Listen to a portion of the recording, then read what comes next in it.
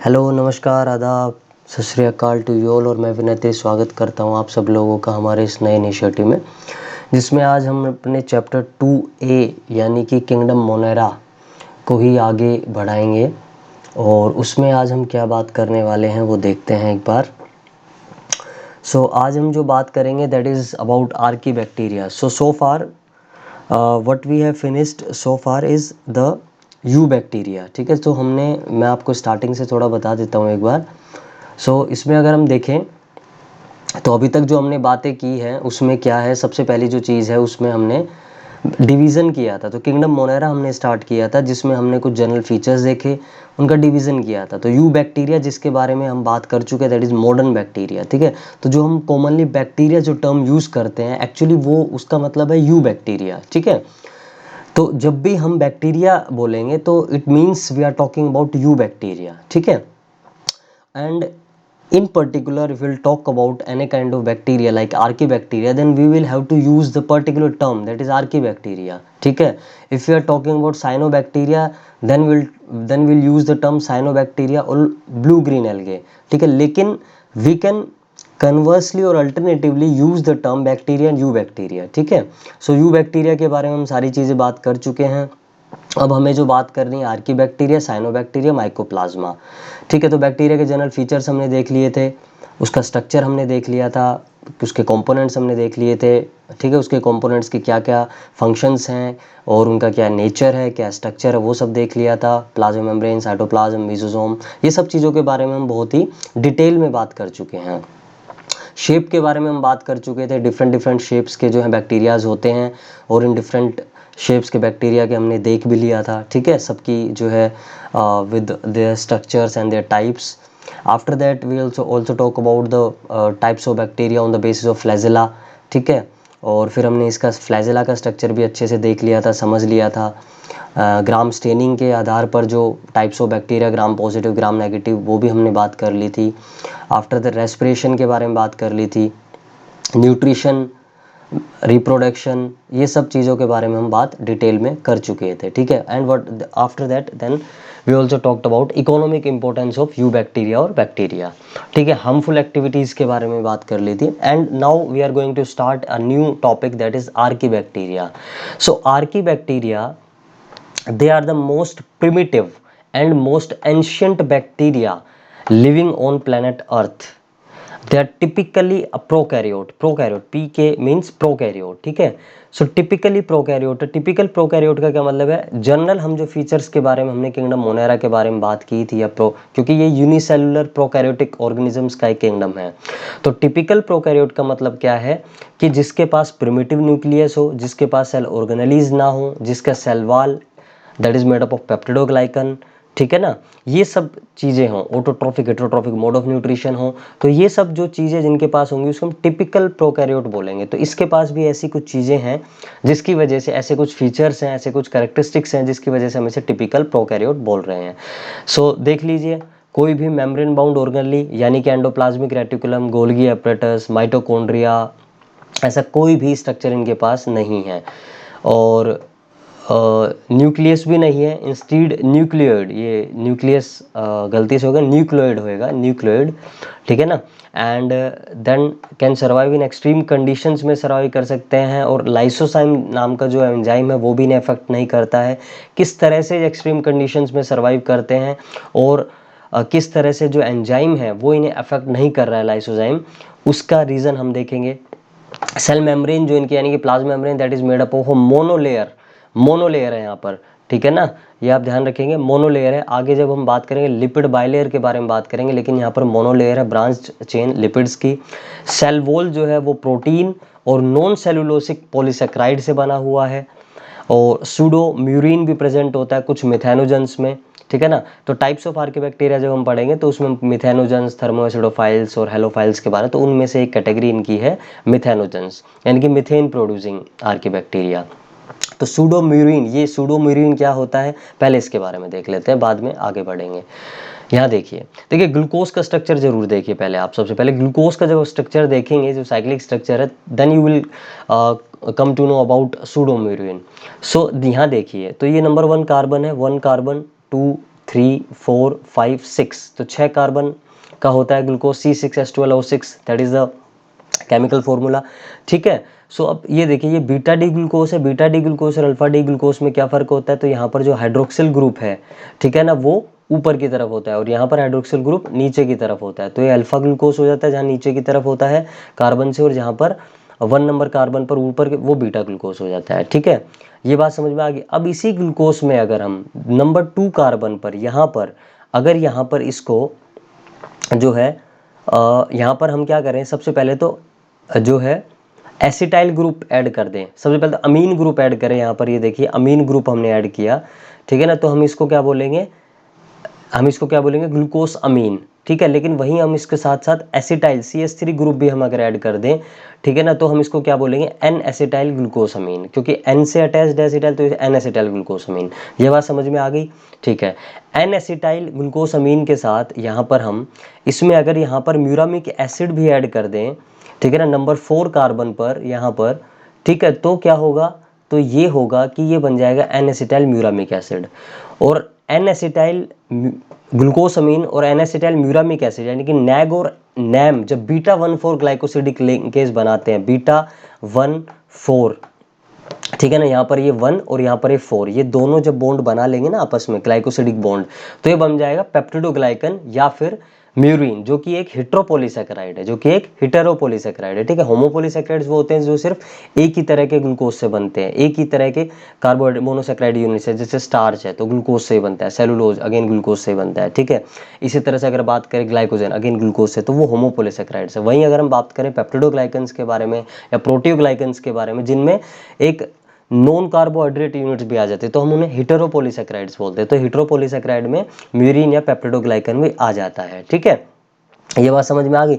तो N acetyl ग्लूकोसमीन और N acetyl muramic acid की जब बीटा 1,4 ग्लाइकोसिडिक बॉन्ड बनती है तो म्यूरिन बनता है, ठीक है, या पेप्टिडोग्लाइकन जिसे हम बोलते हैं। लेकिन वहीं अगर क्या हो जाए, एन एसिटाइल ग्लूकोसमीन के साथ में बीटा 1,3 लिंकेज हो जाए, किसकी, एन एसिटाइल टेलोस अमीन यूरोनिक एसिड, ठीक है ना, टेलोस अमीन यूरोनिक एसिड के बीटा 1,3, यहाँ पर बीटा 1,3 है, वहाँ पर बीटा 1,4 और दूसरा फर्क क्या था, यहाँ पर एन एसिटाइल म्यूरामिक एसिड है, यहाँ पर एन एसिटाइल टेलोस अमीन यूरोनिक एसिड है, ठीक है। तो दोनों का फर्क हो गया, तो ये सूडोम्यूरिन है, ये क्या है, सूडोम्यूरिन। और यहाँ पर क्योंकि बीटा 1,3 लिंकेज है, इस वजह से लाइसोजाइम जो है वो भी इनसेंसिटिव हो जाता है, इस बॉन्ड को तोड़ नहीं पाता है, इस ग्लाइकोसिडिक बॉन्ड को।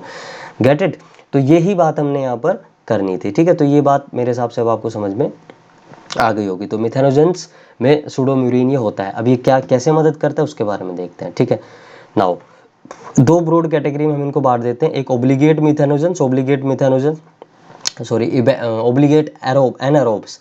एनारोब्स मतलब कि ओब्लिगेट है, they are obliged for anaerobic condition, means they will survive only in anaerobic condition, in presence of oxygen they won't be able to survive.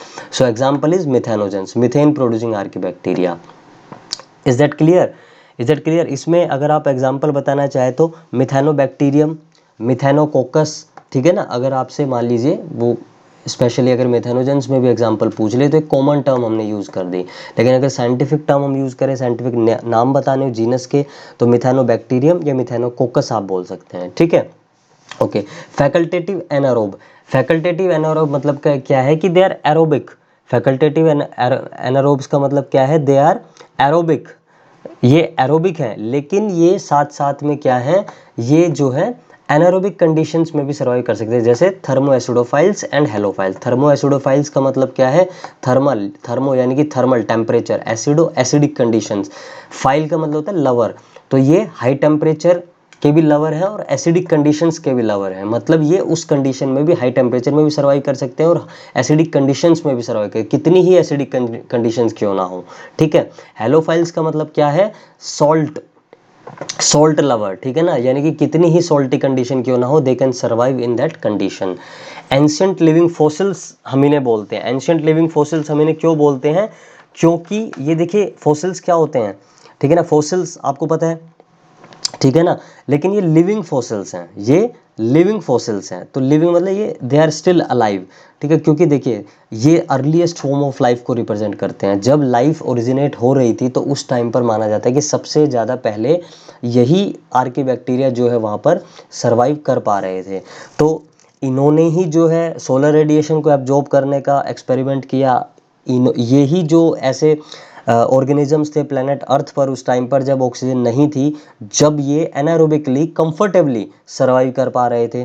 कुछ इन्होंने और टेक्निक्स भी इस्तेमाल की जिसकी वजह से इन्होंने केमिकल्स को ऑक्सीडाइज करना स्टार्ट कर दिया, ठीक है ना, जब ऑक्सीजन आनी स्टार्ट हुई, ठीक है। तो कीमो ऑटोट्रॉफिक जिसे हम बोल सकते हैं, केमिकल्स का जो है, केमिकल से अपना खाना जो है इन्होंने ड्राइव करना स्टार्ट कर दिया, ठीक है। अब इनका यूजेस क्या हो सकता है, सबसे पहले गोबर गैस, ठीक है ना। गोबर गैस कैसे, प्रोडक्शन ऑफ गोबर गैस में आप क्या करते हैं, काउडंग जो लेते हैं, गोबर जो लेते हैं, उसमें हम क्या करते हैं, उसमें हम मिथेनोजेंस ही तो यूज़ करते हैं। मिथेनोजेन जो बैक्टीरिया है, मिथेनोकोकस मिथेनोबैक्टीरियम, यही तो हम यूज़ करते हैं फॉर द प्रोडक्शन ऑफ गोबर गैस। क्योंकि गोबर गैस क्या है, गोबर गैस का मेन कॉन्स्टिट्यूएंट मिथेन ही तो है। मिथेन इज द गोबर गैस, जिसे हम बायोगैस भी बोलते हैं।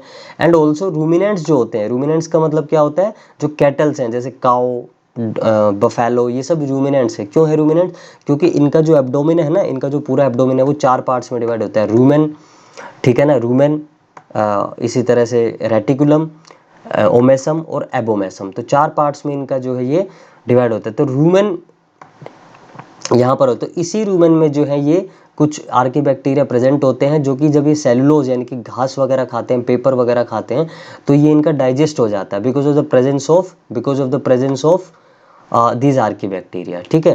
तो वैसे तो इनमें जो है इनके एक्चुअल में अगर हम सेलुलोज की, ये तो यहाँ पर फर्मेंटेशन करवा रहे हैं, ठीक है ना, यानी कि एनारोबिक इसका जो है ऑक्सीडेशन करवा रहे हैं। लेकिन अगर डाइजेशन की बात करें रूमिनेंट्स में, तो वो बैक्टीरिया जो है आर्कीबैक्टीरिया, इनके कारण ही होता है ये, ठीक है। सो इन्हीं आर्कीबैक्टीरिया के कारण रूमिनेंट्स में डाइजेशन होता है सेलुलोज का और फर्मेंटेशन का, ठीक है। सो एक ये बात हो गई हमारी यहाँ पर क्लियर, और ये चीज़ यहाँ से आई थिंक क्लियर है।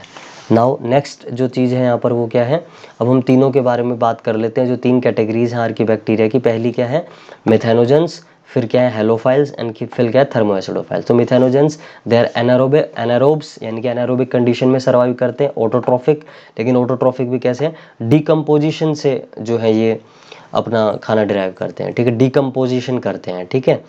ओके, अकर इन मार्शी एरियाज, मार्शी एरियाज में जो है ये होते हैं। मार्शी एरिया यहाँ पर जहाँ पर मिथेन प्रोड्यूस करते हैं, फॉर्मिक एसिड, कार्बन डाइऑक्साइड और वाटर का यूज़ करके वहाँ पर ये मिथेन प्रोड्यूस करते हैं मार्शी एरियाज में। और गोबर गैस यानी कि मिथेन, ठीक है ना, गोबर गैस का प्रोडक्शन में यूज़ करते हैं मिथेनोबैक्टीरिया, मिथेनोकोकस, और कुछ सिम्बाइट के तौर पे यानी कि म्यूचुअल एसोसिएशन में भी रहते हैं, जैसे मिथेनोबैक्टीरियम रहता है, ठीक है, रूमिनेंट्स के अंदर, है ना, result in fermentation of cellulose, ठीक है। तो ये बात आपको समझ में आ गई होगी। हेलोफाइल्स यानी कि सॉल्ट लवर, एरोबिक हैं ये भी, एंड कीमोटोट्रॉफिक हैं। एंड एनारोबिक और एरोबिक दोनों ही तरह का रेस्पिरेशन है। कीमोटोट्रॉफिक यानी कि केमिकल से ये अपना खाना डिराइव करते हैं। इनके पास एक रेड कैरोटेनॉइड पिगमेंट भी होता है।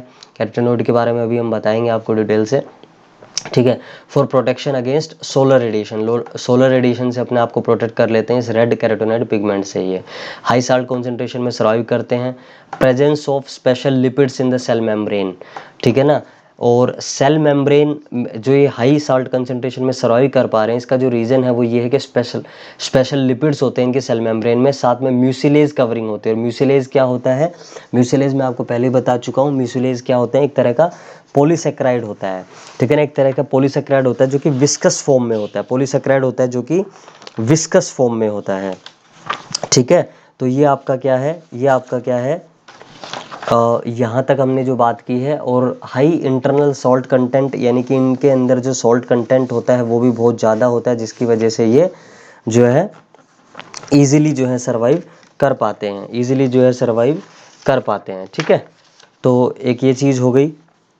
और आगे की बात हम कर लेते हैं थर्मो एसिडोफाइल्स की। अगर हम बात करें तो थर्मो एसिडोफाइल्स भी एनारोबिक और एरोबिक दोनों तरह का मोड ऑफ रेस्पिरेशन में होता है। ये भी कीमोटोट्रॉफिक है, ये टॉलरेट करते हैं हाई टेम्परेचर और हाई एसिडिटी, और ये ऑक्सीडाइज करते हैं सल्फर को टू फॉर्म सल्फ्यूरिक एसिड, ठीक है।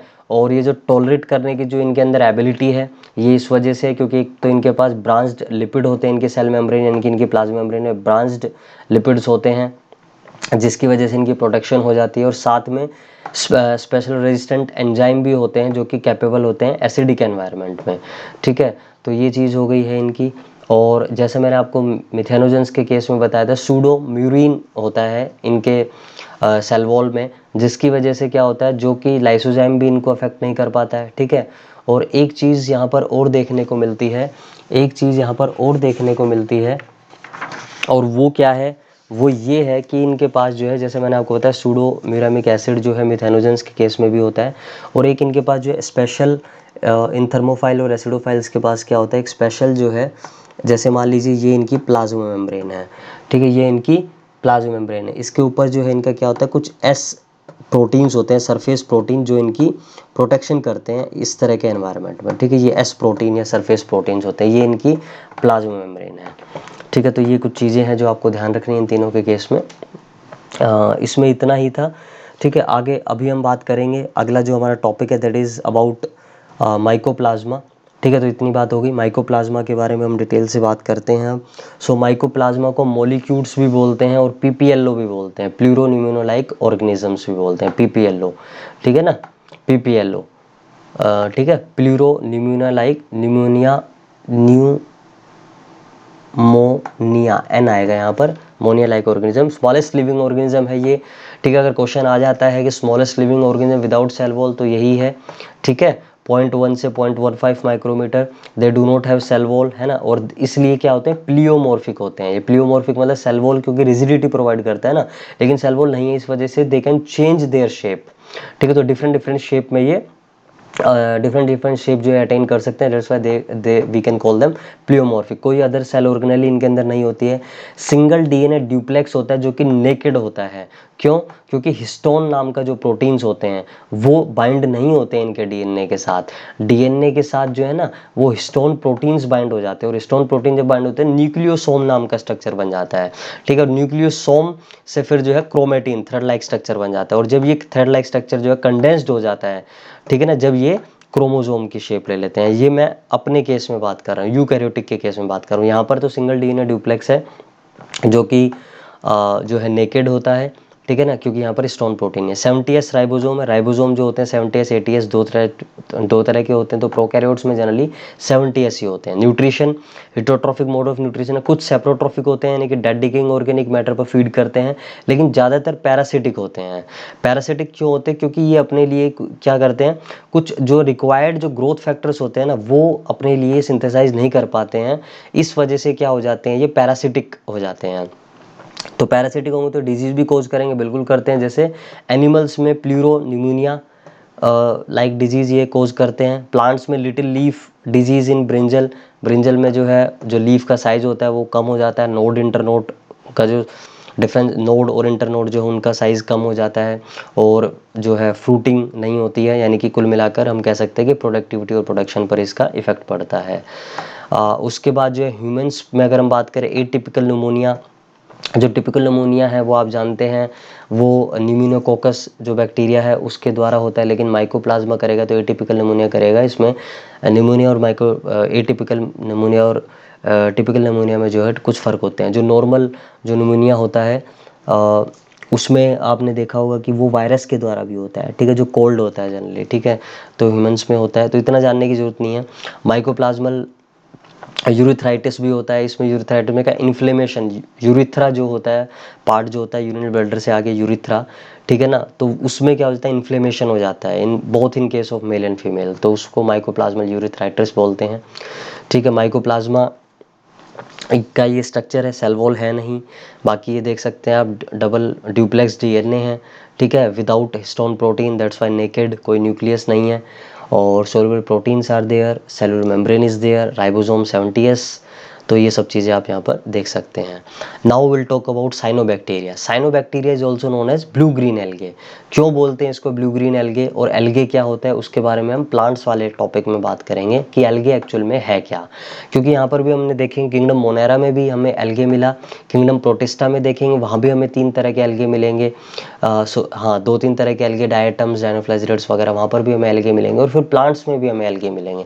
तो एल्गे एक्चुअल में है क्या, ठीक है, इनके बारे में बात करेंगे। ग्राम पॉजिटिव है, फोटोसिंथेटिक प्रोकैरियोट्स हैं, ऑक्सीजेनिक फोटोसिंथेसिस ये परफॉर्म करते हैं, और इसी वजह से ही हमारे एटमॉस्फेयर में जो है ऑक्सीजन ऐड हुई, ठीक है ना, ऐड हुई। और फूड जो इनका वो साइनोफाइशियन स्टार्च, ठीक है ना, साइनोफाइशियन स्टार्च, लिपिड ग्लोब्यूल्स और प्रोटीन ग्रेनुल्स की फॉर्म में स्टोर्ड होता है। And they evolved about 3 million year ago, ठीक है। तो जब पहली लाइफ का जब ओरिजिन हुआ उसी दौरान सबसे पहले इन्हीं का ही ओरिजिन हुआ था, हम ऐसा मान सकते हैं। तो आर्कियोबैक्टीरिया के बाद मतलब ये साइनोबैक्टीरिया है, ठीक है। Archaeobacteria, eubacteria and then finally cyanobacteria. तो किस तरह से आए इनके बारे में एक थ्योरी है, और उस थ्योरी के बारे में मैं आपसे डिटेल से बात करेंगे उनके बारे में, ठीक है। यहाँ पर जो साइनोफाइशियन स्टार्च यानी कि साइनोबैक्टीरिया का ये स्टार्च है, एक्चुअल में इसका स्टार्च तो हम बोल रहे हैं लेकिन एक्चुअल में ये ग्लाइकोजन से इसका स्ट्रक्चर जो है वो रिजेंबल करता है, ठीक है। सो स्टार्च हम इसलिए बोलते थे क्योंकि जनरली फोटोसिंथेटिक जो प्रोडक्ट होता है प्लांट में वो स्टार्च होता है, नो एनिमल्स के केस में ग्लाइकोजन होता है।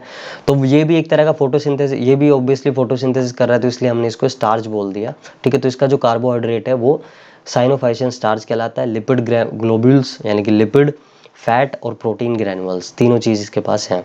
अकरेंस ऑलमोस्ट एवरीवेयर, आप कहीं भी इनको जो है पा सकते हैं, ठीक है। सी वाटर में, फ्रेश वाटर में, सॉइल में, ठीक है, एयर में, हर जगह ये इनकी प्रेजेंस होती है। रेड सी जो है उसका नाम जो है वो इन्हीं के नाम के पीछे पड़ा है, ये ट्राइकोडेस्मियम जो अरिथ्रेरियम है, ठीक है ना। रेड कलर प्लैंक्टोनिक बैक्टीरिया ये है, साइनोबैक्टीरिया ये है, और इसी के नाम के पीछे इसका नाम, इस सी का नाम पड़ा है रेड सी, ठीक है। आफ्टर दैट मोर्फोलॉजी यानी कि इनका स्ट्रक्चर, एक्सटर्नल स्ट्रक्चर के बारे में बात करें तो they are unicellular, yes unicellular हैं, कॉलोनियल हैं, और ये और मतलब और, ठीक है, फिलामेंटस, ठीक है, फिलामेंट की फॉर्म में, लॉन्ग ट्यूबुलर फॉर्म में यानी कि, ठीक है। Okay, sheath of mucilage, mucilage पहले बता चुका हूँ, ठीक है, एंड ट्राइकोम्स, ठीक है। और कॉलोनियल की बात करें तो कॉलोनियल जो फॉर्म है वो नोस्टॉक है, नोस्टॉक जो फॉर्म है वो कॉलोनियल है, ये एक तरह की क्या है, ये आपके साइनोबैक्टीरिया है। फ्लैजेला एब्सेंट होते हैं, फ्लैजेला नहीं होते हैं यहाँ पर। यू बैक्टीरिया में हमने देखे थे फ्लैजेला थे, यहाँ पर फ्लैजेला नहीं है। आर्कियोबैक्टीरिया में भी फ्लैजेला नहीं थे। सेल का स्ट्रक्चर देखें तो लार्जर है, ज़्यादा एलोबोरेट है बैक्टीरिया के कंपैरिजन यानी कि यू बैक्टीरिया कंपैरिजन।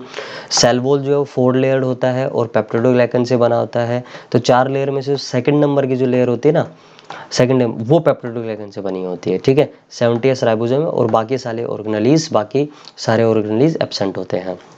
ये आप स्ट्रक्चर देख सकते हैं। तो 4 लेयर्ड, थाइलोकोइड, ये सब चीज़ों के बारे में हम बात करेंगे। तो ये बेसिक एक साइनोफाइशियन सेल यानी कि साइनोबैक्टीरिया का स्ट्रक्चर है। तो ये न्यूक्लियोइड है, ठीक है, ऑयल ड्रॉपलेट्स हैं, फाइकोबिलिन पिगमेंट, ये सब चीज़ें हम देखेंगे एक एक करके अभी। Protein granule, cell wall, oil drop, thylakoid, gas vacuoles, क्या क्या चीज़ें हैं देखते हैं अब जरा।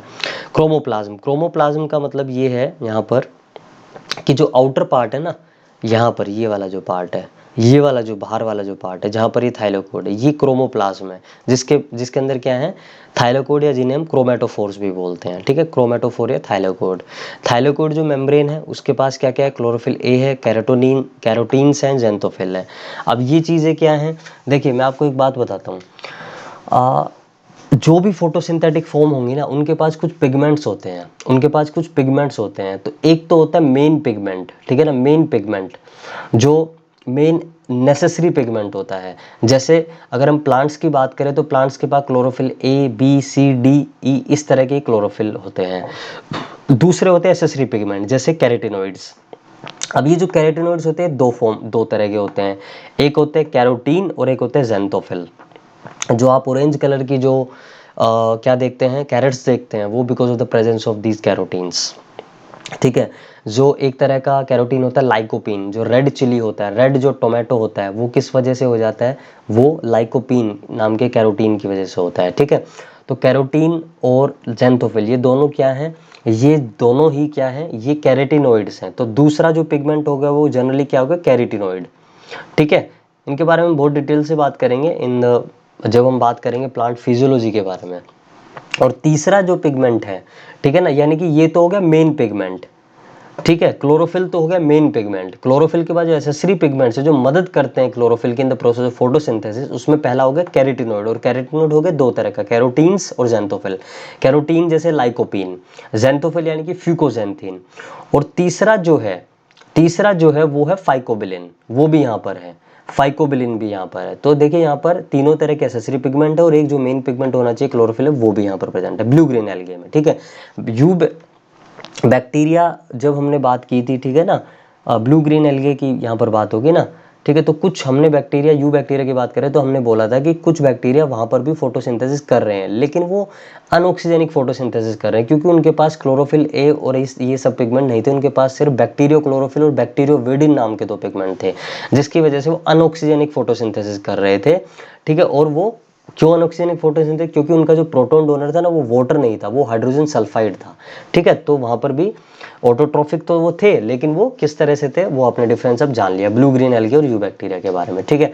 तो ये फाइकोबिलेंस जो है, अब ये दो तरह से हो सकते हैं, दो कलर में हो सकते हैं, ये रेड भी हो सकते हैं और ये ब्लू भी हो सकते हैं, ठीक है, रेड भी हो सकते हैं और ब्लू। फाइको अरिथ्रिन अगर हम बात करें तो ये रेड हो जाएंगे, फाइको अरिथ्रिन। फाइकोबिलेन फिर दो तरह के हो गए, फाइको अरिथ्रिन और यहाँ पर हो जाएगा फाइकोसाइनिन या एलो फाइकोसाइनिन, तो ये दोनों ब्लू कलर के हो जाएंगे फाइकोबिलेंस, और ये जो फाइको अरिथ्रिन है ये रेड कलर का फाइकोबिलेन है। Getting my point. तो इसी वजह से क्या होता है, ये अलग अलग फाइकोबिलेंस की वजह से जो साइनोबैक्टीरिया होते हैं ना वो हमेशा ब्लू ग्रीन ही नहीं बल्कि पर्पलिश, ब्राउनिश, वॉयलेट, इन सब कलर्स में भी पाए जाते हैं। और जो फाइकोबिलेंस हैं ये फाइकोबिलिसोम्स नाम के स्मॉल स्ट्रक्चर्स होते हैं, उनके अंदर ये होते हैं, और ये कहाँ पर अटैच होते हैं, थाइलाकोइड मेम्ब्रेन में होते हैं, ये भी इन्हीं की तरह, ठीक है।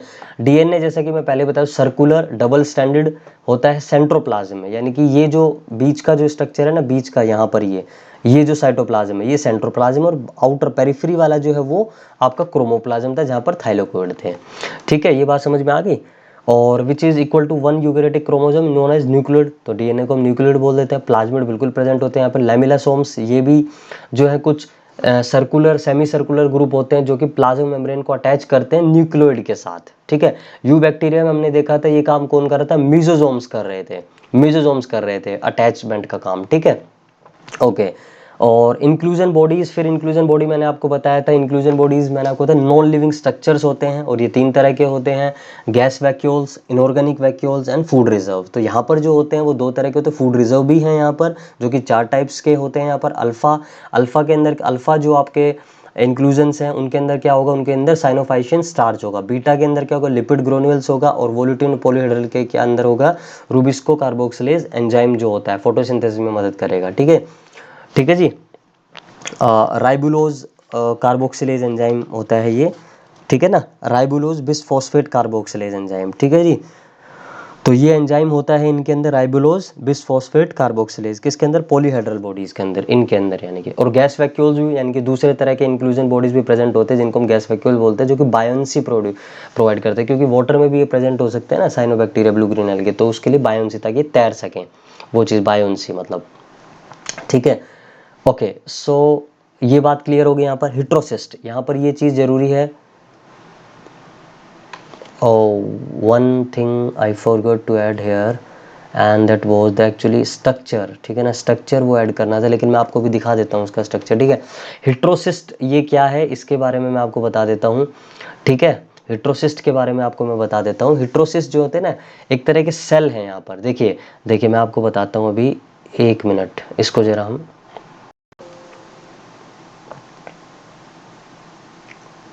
1 मिनट हम देख लेते हैं ज़रा इसको, क्योंकि ये ज़रूरी है आपके लिए हिट्रोसिस्ट, ठीक है ना, हिट्रोसिस्ट आपके लिए ज़रूरी है। यहाँ देखिए,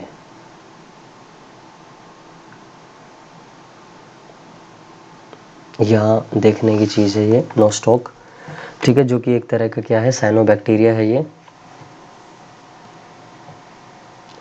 1 सेकंड के लिए बस रुक जाइए, it is taking some time.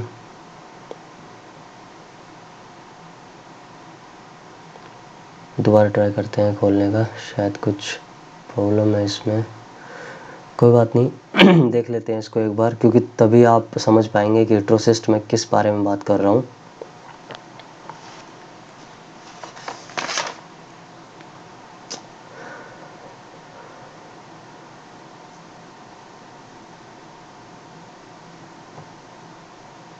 यहाँ देखिए, ये देखिए, तो ये जो है एक नोस्टॉक है, सिंगल फिलामेंटस है ये, ठीक है ना, फिलामेंट की फॉर्म में ये होता है। नोस्टॉक क्या है, एक साइनोबैक्टीरिया ये है, ये इसके सेल्स हैं, ठीक है ना, ये इसके सेल्स हैं। और जैसे मैंने आपको बताया, जो अंदर जो होगा बीच वाला जो पार्ट होगा दैट इज सेंट्रोप्लाज्म, जहाँ पर न्यूक्लियड होगा, और क्रोमोप्लाज्म जो पेरिफ्री वाला जो साइटोप्लाज्म होगा जिसमें थाइलाकोइड होगा, ठीक है। ये सब वेजिटेटिव सेल्स हैं। और अगर हम देखें बाहर से देखें तो म्यूसिलेज, जैसे मैंने म्यूसिलेज की सीथ है, यानी कि जो पॉलीसेक्राइड है, जो विस्कस पॉलीसेक्राइड होता है, ठीक है। और ये आपके जो है, ये देखिए इस तरह के जो सेल्स हैं, ये क्या है, हिट्रोसिस्ट हैं। इन सेल्स को हम क्या बोलते हैं, हिट्रोसिस्ट सेल्स बोलते हैं, ठीक है। तो हिट्रोसिस्ट सेल्स क्यों बोलते हैं, इसका रीज़न देखिए यहाँ पर। देखिए अब क्या होता है, निट्रोसिस्ट का क्या है, लार्ज साइज पेल कलर्ड थिक वॉल्ड सेल होते हैं in the filamentous bacteria like Nostoc. Anabaena में भी होते हैं, नोस्टॉक में भी होते हैं, ठीक है। They are actually impermeable to oxygen, oxygen के लिए तो इम्परमिएबल हैं ये, लेकिन but are permeable to nitrogen. तो इस चीज़ का क्या फायदा होता है, एक्चुअल में इन हिट्रोसिस्ट के पास एक एंजाइम होता है, नाइट्रोजिनेज एंजाइम, जो कि एनारोबिक कंडीशन में नाइट्रोजन को फिक्स करने का काम करता है। अब बात समझ में आ गई। तो नाइट्रोजनेज जो एंजाइम है वो इस हिट्रोसिस्ट नाम के सेल में होता है, ठीक है। तो बात समझ में आ गई ना। तो जैसे मान लीजिए ये क्या है, ये जो है नोस्टॉक नाम का क्या है, एक साइनोबैक्टीरिया है, और ये इसके सेल्स हैं, ठीक है। और इनमें से ही कुछ बीच में सेल जो होगा वो, जैसे ये वाला सेल क्या हो जाएगा, हेट्रोसिस्ट हो जाएगा। It will be impermeable to oxygen but permeable to nitrogen. तो नाइट्रोजन जब इसके अंदर आएगा तो ये क्या कर देगा, इस नाइट्रोजन को ये एंजाइम नाइट्रोजनेज फिक्स कर देगा। लेकिन इसको क्या चाहिए, एनारोबिक कंडीशन, जो कि इसमें बनी जाएंगी, ठीक है, इस तरीके से, क्योंकि इम्परमेबल है। रिप्रोडक्शन की अगर हम बात करें साइनोबैक्टीरियम, तो एसेक्सुअल से भी होता है, जिसमें बाइनरी फ्यूजन और फ्रेगमेंटेशन से होता है, और सेक्सुअल वही सेम, ट्रांसफॉर्मेशन, ट्रांसडक्शन और कॉन्जुगेशन, ये मैं आपको पहले बता चुका हूँ। ट्रांसफॉर्मेशन जो नेकेड डीएनए को अपटेक करने की जो एबिलिटी होती है, ट्रांसडक्शन में जो बैक्टीरियोफाज जो ट्रांसमिट करते हैं, और कॉन्जुगेशन में जो कॉन्जुगेशन ट्यूब बनती है उसके थ्रू जो ट्रांसमिशन होता है। देखिए यहाँ पर सेक्सुअल रिप्रोडक्शन तो पर टिपिकल सेक्सुअल रिप्रोडक्शन है, यानी कि formation and fusion of gametes नहीं है, सिर्फ जीन रिकॉम्बिनेशन हो रहा है बैक्टीरिया में, इस वजह से हम बोल देते हैं कि हाँ भाई सेक्सुअल रिप्रोडक्शन है, otherwise sexual reproduction as such नहीं है। क्या इंपॉर्टेंस है, सबसे पहले तो आप देखिए अर्ली कॉलोनाइजर है ये, ठीक है, यानी कि सबसे पहले आप मान लीजिए कहीं पर भी इनको सेट करते हैं, ये एक आई आएगा यहाँ पर, तो ये जो है क्या कर लेते हैं, अपने आप को वहाँ पर जो है सेट कर, मतलब अपने आप को जो है वहाँ पर ये सर्वाइव कर सकते हैं, ठीक है, वहाँ पर ये सर्वाइव कर सकते हैं। बैरन एरियाज़ में, बेयर एरियाज़ में, कहीं पर भी किसी भी तरह का एटमॉस्फेयर है, ये वहाँ पर जो है सर्वाइव कर लेंगे। सूटेबल कंडीशन से देते हैं दूसरे ऑर्गेनिजम्स को भी, even in the most hostile environment, कितना ही हॉस्टाइल एनवायरनमेंट हो, तो यानी कि अर्ली कॉलोनाइजर हैं ये, ठीक है। फिर फूड के तौर पर भी यूज़ किया जाता है। स्पाइरुलिना नाम का एक साइनोबैक्टीरिया, जो कि बहुत अच्छा जो है एक तरह से माना जाता है एज ए फूड सप्लीमेंट, क्योंकि it is rich in protein, 55 to 65% इसमें प्रोटीन होता है, इसमें कुछ वाइटामिन मिनरल्स भी होते हैं, ठीक है। और नाइट्रोजन फिक्सेशन, जैसे मैंने आपको बताया ना, बिना नोस्टॉक वगैरह, ये नाइट्रोजन फिक्सेशन में मदद करते हैं। और नाइट्रोजन फिक्सेशन में मदद करते हैं, तो जैसे नाइट्रोजन फिक्सेशन में, एंड देन फर्टिलाइजर्स, तो फर्टिलाइजर नेचुरल फर्टिलाइजर बन जाते हैं। मान लीजिए कहीं पर भी साइनोबैक्टीरिया हैं और अगर वो डेड हो जाते हैं वहाँ पर, तो वो सॉइल में मिल जाएंगे, और सॉइल में मिल जाएंगे तो वहाँ पर एक तरह का वो फर्टिलाइजर का काम करेंगे। It will increase the fertility of that particular area, ठीक है। रिक्लेम उसार सोइल, उसार सोइल में क्या होता है, जो उसार सोइल एसिडिक सोइल होती है, ठीक है ना, तो सॉरी एल्कलाइन सोइल होती है, तो उसमें जो है एक तरह से ये एसिडिक कंडीशंस को जो है एसिडिक केमिकल्स जो है उसमें ऐड कर देते हैं सोइल में, जिसकी वजह से जो एल्कलाइन सोइल है उसकी एल्कलिनिटी कम हो जाती है, ठीक है। इसके बाद एंटीबायोटिक भी हम प्रोड्यूस करते थे। लिंगबिया जो है ये एक तरह की साइनोबैक्टीरिया, जिससे हम एंटीबायोटिक प्रोड्यूस करते हैं। इसके अलावा कुछ हमारे ऐसी भी साइनोबैक्टीरिया एनाबीना जैसे कि है, जो कि ग्रो नहीं करने देती अपने आसपास मॉस्किटो लार्वे को, ठीक है। तो ये कुछ जो है इम्पोर्टेंस थी।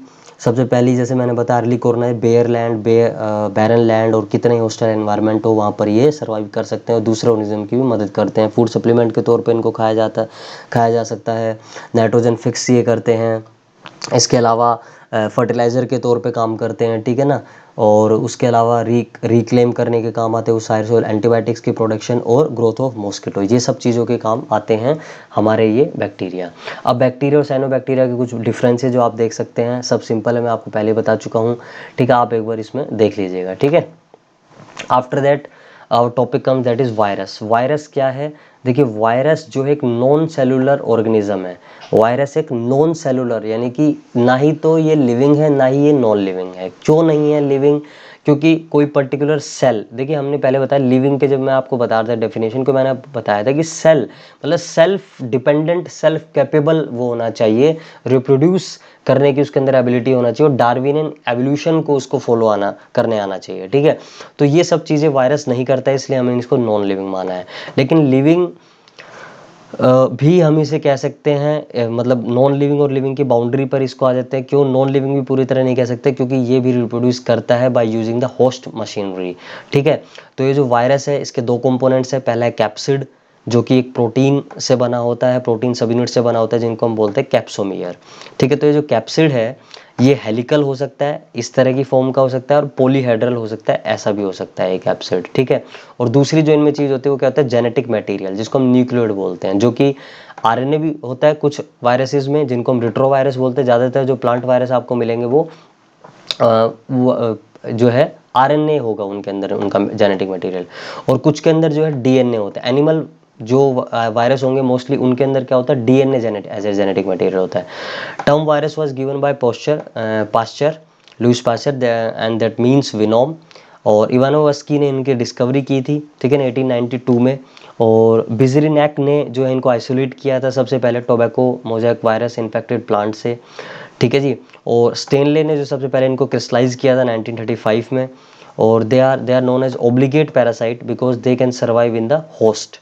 ये होस्ट है, होस्ट में ही सिर्फ से सर्वाइव कर सकते हैं, बाहर ये सर्वाइव नहीं कर सकते हैं। That's why they are obligate parasite. ठीक है, और इनर्ट आउटसाइड होस्ट, इनर्ट हो जाते हैं आउटसाइड होस्ट, और हम उनको क्या बोलते हैं? विरियोन। फिर हम उनको वायरस नहीं बोलते हैं, उनको विरियोन बोलते हैं। आउटसाइड होस्ट से जब ये बाहर होते हैं तो इनर्ट होते हैं, मतलब they are not active, they can not do anything, they can not infect an organism. ठीक है, जब ये आउटसाइड द होस्ट होते हैं। ठीक है, सो ये मतलब अपने आप को, अपने जीनोम को या अपने आप को रिप्रोड्यूस या रेप्लिकेट नहीं कर पाते, तो उस वक्त हम इनके लिए टर्म यूज करते हैं विरियोन।